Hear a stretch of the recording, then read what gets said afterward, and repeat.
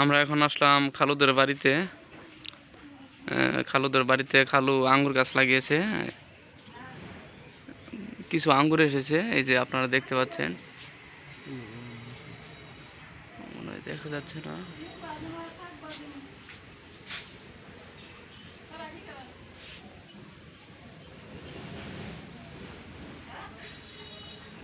চাংলা দিয়ে দিছে।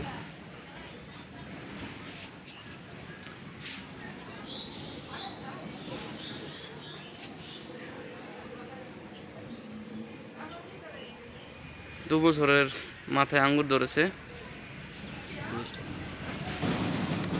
খালুদের ডালিম গাছেও ডালিম ধরেছে, অসংখ্য ডালিম ধরেছে।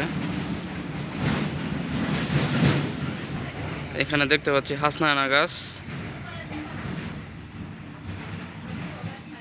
আমরা এদিকে যাচ্ছি। এখানে যে হাঁসের বাচ্চা পালন করে, ছোট ছোট হাঁসের বাচ্চা মশারির ভিতরে।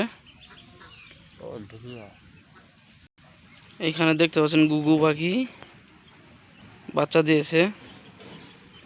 আমি মূলত এসেছি কবুতরের বাচ্চা নিতে।